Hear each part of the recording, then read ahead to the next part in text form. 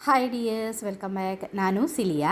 ಇವತ್ತಿನ ವಿಡಿಯೋದಲ್ಲಿ ಒಂದು ಸಿಹಿಯಾದಂತಹ ಇಡ್ಲಿ ರೆಸಿಪಿಯನ್ನು ನೋಡೋಣ. ತುಂಬಾ ಟೇಸ್ಟ್ ಆಗುತ್ತೆ ಇದು. ಈಗ ಮಕ್ಕಳಿಗೆಲ್ಲ ಶಾಲೆಗೆ ರಜೆ ಅಲ್ಲ, ಮಕ್ಕಳು ಮನೆಯಲ್ಲಿರುವಾಗ ಏನಾದರೂ ಸ್ಪೆಷಲಾಗಿ ಈ ರೀತಿ ಮಾಡಿಕೊಟ್ರೆ ಮಕ್ಕಳಿಗೆ ತುಂಬಾ ಖುಷಿಯಾಗುತ್ತೆ. ಸಂಜೆ ಈವ್ನಿಂಗ್ ಟೈಮಲ್ಲಿ ಅಥವಾ ಬೆಳಗ್ಗೆ ತಿಂಡಿಗೆಲ್ಲ ಇದು ಸೂಪರ್ ಆಗುತ್ತೆ. ಈ ಇಡ್ಲಿಯನ್ನು ಈ ಥರ ಸಣ್ಣ ಸಣ್ಣ ಇಡ್ಲಿ ಪಾತ್ರೆಯಲ್ಲಿ ಸಹ ನಮಗೆ ಮಾಡ್ಬೋದು, ಅಥವಾ ತಟ್ಟೆ ಇಡ್ಲಿ ಮಾಡ್ತೀವಲ್ಲ ಅದೇ ರೀತಿ ತಟ್ಟೆಯಲ್ಲಿ ಹಾಕಿ ಸಹ ನಮಗೆ ಮಾಡ್ಬೋದು. ಇದು ಸ್ವೀಟ್ ಆಗಿರೋದ್ರಿಂದ ಚಟ್ನಿ ಸಾಂಬಾರು ಏನೂ ಬೇಕಾಗಿಲ್ಲ, ಬರೀ ಟೀ ಜೊತೆ ನಮಗೆ ಇದನ್ನು ಸೇವಿಸಬಹುದು. ಸೂಪರ್ ಟೇಸ್ಟಿಯಾಗಿರುವಂತಹ ಈ ಇಡ್ಲಿ ಮಾಡಲಿಕ್ಕೋಸ್ಕರ ನಾನು 2 ಕಪ್ ದೋಸೆ ಅಕ್ಕಿಯನ್ನು ಚೆನ್ನಾಗಿ ತೊಳೆದು 5 ಗಂಟೆ ನೆನೆಸಿದ್ದೀನಿ. 5 ಗಂಟೆ ನೆನೆಸಿದ ಅಕ್ಕಿಯನ್ನು ಕ್ಲೀನ್ ಮಾಡಿ ತೆಗೆದಿಟ್ಕೊಂಡಿದ್ದೀನಿ. ಇನ್ನಿದಕ್ಕೆ 1 ಕಪ್ ತುರಿದಿರುವ ತೆಂಗಿನಕಾಯಿಯನ್ನು ಸೇರಿಸ್ತಾ ಇದ್ದೀನಿ. ತೆಂಗಿನಕಾಯಿಯನ್ನು ಸೇರಿಸಿ ಸ್ವಲ್ಪ ಜಾಸ್ತಿ ಸೇರಿಸಿದ್ರೂ ಪರವಾಗಿಲ್ಲ, ಟೇಸ್ಟ್ ತುಂಬಾ ಚೆನ್ನಾಗಿರುತ್ತೆ. ಇನ್ನು ಅದೇ ಕಪ್ಪಲ್ಲಿ 1 ಕಪ್ ಅವಲಕ್ಕಿಯನ್ನು ಸಹ ಸೇರಿಸ್ತಾ ಇದ್ದೀನಿ. ನೋಡಿ, 1 ಕಪ್ ತೆಂಗಿನಕಾಯಿ ತುರಿ ಮತ್ತು 1 ಕಪ್ ಅವಲಕ್ಕಿ. ಇನ್ನು ಅದೇ ಕಪ್ಪಲ್ಲಿ 3/4 ಕಪ್ಪಷ್ಟು ಸಕ್ಕರೆಯನ್ನು ತಗೊಂಡಿದ್ದೀನಿ. ಸಕ್ಕರೆ ಬದಲು ನಿಮಗೆ ಬೆಲ್ಲವನ್ನು ಸಹ ಸೇರಿಸ್ಬೋದು. ಇನ್ನು ಒಂದು 5 ಏಲಕ್ಕಿಯನ್ನು ತಗೊಂಡಿದ್ದೀನಿ. ಅದರ ಸಿಪ್ಪೆಯನ್ನು ತೆಗೆದು ಆ ಬೀಜವನ್ನು ಮಾತ್ರ ಇದಕ್ಕೆ ಹಾಕ್ತಾಯಿದ್ದೀನಿ.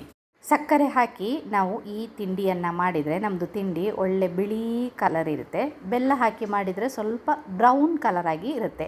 ಬೆಲ್ಲ ಬೇಕಾದರೆ ಬೆಲ್ಲ ಹಾಕ್ಬೋದು, ಸಕ್ಕರೆ ಬೇಕಾದರೆ ಸಕ್ಕರೆ ಸಹ ಹಾಕ್ಬೋದು. ಗಟ್ಟಿ ಬೆಲ್ಲ ಆದರೆ ಪಾಕ ಮಾಡಿ ಹಾಕಿ, ಪುಡಿ ಬೆಲ್ಲ ಆದರೆ ಹಾಗೇ ಹಾಕಿ ರುಬ್ಬಿ. ನೋಡಿ, ಏಲಕ್ಕಿಯನ್ನೆಲ್ಲ ಹಾಕಿದಾಯಿತು. ಇನ್ನು ಇದಕ್ಕೆ ಒಂದು 1/4 ಚಮಚದಷ್ಟು ಈಸ್ಟನ್ನು ಸಹ ಸೇರಿಸ್ತಾ ಇದ್ದೀನಿ. ಈಸ್ಟ್ ಬೇಡ ಅಂದರೆ ಸ್ಕಿಪ್ ಮಾಡಿ, ಈಸ್ಟ್ ಬದಲು ಅಡಿಕೆ ಸೋಡಾವನ್ನು ಸೇರಿಸಿದರೂ ಸಾಕಾಗುತ್ತೆ. ಇನ್ನು ಒಳ್ಳೆ ಒಂದು ಮಿಕ್ಸ್ ಕೊಟ್ಟು ಮಿಕ್ಸಿ ಜಾರಿಗೆ ಹಾಕಿ ಇದನ್ನು ನೈಸಾಗಿ ರುಬ್ಬಬೇಕು. ಚೂರು ಸಹ ತರಿ ಇಲ್ಲದೆ ಇದೇ ರೀತಿ ರುಬ್ಬಬೇಕು. ಇನ್ನು ಇದಕ್ಕೆ ಒಂದು ಚಿಟಿಕೆಯಷ್ಟೇ ಉಪ್ಪನ್ನು ಸೇರಿಸಬೇಕು, ಆ ಸ್ವೀಟೆಲ್ಲ ಬ್ಯಾಲೆನ್ಸ್ ಆಗಲಿಕ್ಕೆ. ಇನ್ನು ಹಿಟ್ಟನ್ನು ಚೆನ್ನಾಗಿ ಮಿಕ್ಸ್ ಮಾಡಬೇಕು. ಕೆಲವೊಮ್ಮೆ ನಾವು 2-3 ಬ್ಯಾಚ್ ಆಗಿ ಎಲ್ಲ ರುಬ್ಬಿರ್ತೀವಿ, ಮತ್ತು ಮಿಕ್ಸಿ ಜಾರನ್ನು ಸ್ವಲ್ಪ ಕ್ಲೀನ್ ಮಾಡಿ ನೀರೆಲ್ಲ ಹಾಕಿರ್ತೀವಿ, ಉಪ್ಪೆಲ್ಲ ಹಾಕಿರ್ತೀವಲ್ಲ, ಅದು ಒಳ್ಳೆ ಮಿಕ್ಸ್ ಆಗಬೇಕು. ಮಿಕ್ಸ್ ಆಗಲಿಕ್ಕೆ ಇದೇ ರೀತಿ ಒಳ್ಳೆ ಮಿಕ್ಸ್ ಕೊಟ್ಟಾದಮೇಲೆ ಮುಚ್ಚಿ ಒಂದು 4-5 ಗಂಟೆ ರೆಸ್ಟ್ ಆಗಲಿಕ್ಕೆ ಬಿಡಬೇಕು. ಜಾಸ್ತಿ ಬೇಡ. ನೋಡಿ, ನಾನೊಂದು 4 ಗಂಟೆ ಆದ ತಕ್ಷಣ ಹಿಟ್ಟು ಹೇಗೆ ಉಬ್ಬಿ ಬಂದಿದೆ ಅಂತ. ಇವಾಗ ತುಂಬ ಸೆಕೆಯಲ್ಲ, ಬೇಗ ಹಿಟ್ಟು ಉಬ್ಬಿ ಬರುತ್ತೆ. ನೋಡಿ, ಈ ರೀತಿ ಉಬ್ಬಿ ಸ್ವಲ್ಪ ಕೆಳಗಡೆ ಸಹ ಬಿದ್ದಿದೆ. ಇನ್ನು ಇದನ್ನೆಲ್ಲ ಕ್ಲೀನ್ ಮಾಡಿ ಆಯಿತು. ಆಮೇಲೆ ಒಂದು ಸರ್ತಿ ಹಿಟ್ಟನ್ನು ಮಿಕ್ಸ್ ಮಾಡಬೇಕು. ಜಾಸ್ತಿ ಉಬ್ಬಿದ ಹಿಟ್ಟನ್ನು ಹಾರ್ಡಾಗಿ ಮಿಕ್ಸ್ ಮಾಡಬಾರ್ದು. ಒಂದೇ ಡೈರೆಕ್ಷನಲ್ಲಿ ಈ ರೀತಿ ಸ್ಲೋ ಆಗಿ ಮಿಕ್ಸ್ ಮಾಡಿದ ಮೇಲೆ ಇನ್ನೊಂದು 10 ನಿಮಿಷ ಇದನ್ನು ರೆಸ್ಟ್ ಆಗಲಿಕ್ಕೆ ಬಿಡಬೇಕು. ಆವಾಗ ಇನ್ನೂ ಸ್ವಲ್ಪ ಹಿಟ್ಟು ಸಾಫ್ಟ್ ಆಗುತ್ತೆ. ಅದೇ ರೀತಿ ನಮ್ಮದು ತಿಂಡಿ ಕೂಡ ಸಾಫ್ಟಾಗಿ ಬರುತ್ತೆ. ಇಡ್ಲಿ ದೋಸೆ ಮಾಡುವಾಗ ಸಹ ನಾವು ಇದೇ ರೀತಿ ಒಂದು ಸರ್ತಿ ಮಿಕ್ಸ್ ಮಾಡಿ ಒಂದು 10 ನಿಮಿಷ ರೆಸ್ಟ್ ಆಗಲಿಕ್ಕೆ ಬಿಡಬೇಕು. ಆ ಟೈಮಲ್ಲಿ ನಮಗೆ ಇಡ್ಲಿ ಪಾತ್ರೆಗೆ ಸ್ವಲ್ಪ ಎಣ್ಣೆಯನ್ನು ಸವರೋಣ. ನಾನೀಗ ತೆಂಗಿನ ಎಣ್ಣೆಯನ್ನು ಸವರ್ತಾ ಇದ್ದೀನಿ. ನಿಮಗೆ ತುಪ್ಪ ಅಥವಾ ಯಾವ ಎಣ್ಣೆ ನೀವು ಅಡುಗೆಗೆ ಉಪಯೋಗಿಸ್ತೀರೋ ಆ ಎಣ್ಣೆಯನ್ನು ಇದೇ ರೀತಿ ಪಾತ್ರೆಗೆಲ್ಲ ಹಾಕಿ ಆಮೇಲೆ ಹಿಟ್ಟನ್ನು ಹಾಕಬೇಕು. ಹಿಟ್ಟು ಫುಲ್ ಹಾಕಬಾರ್ದು, ಒಂದು 3/4 ಪಾತ್ರೆಯಷ್ಟು ಹಾಕಬೇಕು. ಯಾಕಂದರೆ ಇದು ಚೆನ್ನಾಗಿ ಉಬ್ಬಿ ಬರುತ್ತೆ. ನಿಮ್ಮ ಹತ್ರ ಇದೇ ರೀತಿ ಸಣ್ಣ ಸಣ್ಣ ಇಡ್ಲಿ ಪಾತ್ರೆ ಇಲ್ಲ ಅಂದರೆ ತಟ್ಟೆಯಲ್ಲಿ, ಸ್ಟೀಲಿದು ತಟ್ಟೆಯಲ್ಲಿ ಸಹ ನಮಗೆ ಇದನ್ನು ಮಾಡ್ಬೋದು. ಸಾಮಾನ್ಯ ನಮ್ಮ ಹಳ್ಳಿ ಕಡೆಯಲ್ಲೆಲ್ಲ ತಟ್ಟೆಯಲ್ಲಿ, ಸ್ಟೀಲಿದು ತಟ್ಟೆಯಲ್ಲಿ ಇದನ್ನು ಮಾಡೋದು.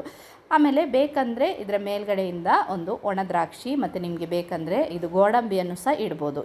ಇನ್ನಿದನ್ನು ಸ್ಟೀಮರಲ್ಲಿ ಅಥವಾ ಇಡ್ಲಿ ಪಾತ್ರೆಯಲ್ಲಿ ಇಟ್ಟು ಒಂದು 20-25 ನಿಮಿಷ ನಾವು ಬೇಯಿಸಬೇಕಾಗತ್ತೆ. ನೋಡಿ, ನಾನು ಫಸ್ಟಿಗೆ ಇಡ್ಲಿ ಪಾತ್ರೆಯಲ್ಲಿ ನೀರನ್ನು ಕುದೀಲಿಕ್ಕೆ ಇಟ್ಟಿದ್ದೆ. ನೀರು ಚೆನ್ನಾಗಿ ಕುದೀತಾ ಇದೆ. ನಾವು ರೆಡಿ ಮಾಡಿಟ್ಟಿರುವಂತಹ ಈ ಸ್ವೀಟ್ ಇಡ್ಲಿಯನ್ನು ಇಡ್ಲಿ ಪಾತ್ರೆಗೆ ಇಟ್ಟು ಇದನ್ನು ಮುಚ್ಚಿ ಒಂದು 25 ನಿಮಿಷ ನಾನು ಬೇಯಲಿಕ್ಕೆ ಬಿಡ್ತಾ ಇದ್ದೀನಿ.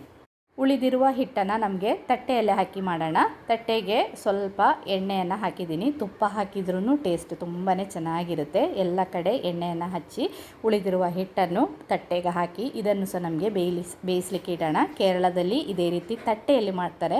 ವಟ್ಟೆಯಪ್ಪಂ ಅಂತ ಇದಕ್ಕೆ ಕೇರಳದಲ್ಲಿ ಹೆಸರು. ತುಂಬಾ ಚೆನ್ನಾಗಾಗುತ್ತೆ, ಮಕ್ಕಳಿಗೆಲ್ಲ ತುಂಬಾ ಖುಷಿಯಾಗುತ್ತೆ.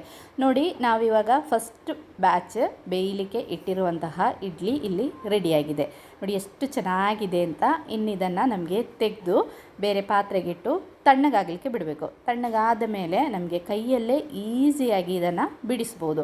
ನೋಡಿ, ಎಲ್ಲವನ್ನು ಸಹ ತೆಗೆದು ಒಂದು ಪಾತ್ರೆಯಲ್ಲಿ ಇಟ್ಟು ಸ್ವಲ್ಪ ತಣ್ಣೀರು ಹಾಕಿದರೂ ಚೆನ್ನಾಗಿರುತ್ತೆ, ಬೇಗ ತಣ್ಣಗಾಗುತ್ತೆ. ನೋಡಿ, ಈಗ ನಮ್ಮದು ಇಡ್ಲಿ ಎಲ್ಲ ಇಲ್ಲಿ ತಣ್ಣಗಾಗಿದೆ. ಎಷ್ಟು ಚೆನ್ನಾಗಿ ಬಂದಿದೆ ಅಂತ ನೋಡಿ. ಇದು ಚೂರು ಸಹ ಪಾತ್ರೆಗೆ ಅಂಟುವುದಿಲ್ಲ. ನೋಡಿ, ಕೈಯಲ್ಲೇ ಇದೇ ರೀತಿ ನಮಗೆ ಇದನ್ನು ಬಿಡಿಸ್ಬೋದು. ಆ ತೆಂಗಿನಕಾಯಿದೆಲ್ಲ ಪರಿಮಳ ಹಾಗೇ ತಿಂದು ಬಿಡುವ ಅಂತ ಅನಿಸುತ್ತೆ. ಅಷ್ಟು ಟೇಸ್ಟ್ ಆಗುತ್ತೆ. ಟೇಸ್ಟ್ ಅಂತೂ ಹೇಳೋದೇ ಬೇಡ. ಮಕ್ಕಳಿಗೆಲ್ಲ ತುಂಬಾ ಖುಷಿಯಾಗುತ್ತೆ. ಇದನ್ನು ಒಂದು ಸಾರಿ ಮಾಡಿ ನೋಡಿ. ಇಷ್ಟ ಆದರೆ ಲೈಕ್ ಮಾಡಿ, ಶೇರ್ ಮಾಡಿ, ಕಮೆಂಟ್ ಮಾಡಿ. ಇದೇ ರೀತಿ ಇನ್ನೊಂದು ವಿಡಿಯೋದಲ್ಲಿ ನೋಡೋಣ. ಟಿಲ್ ದೆನ್ ಬಾಯ್.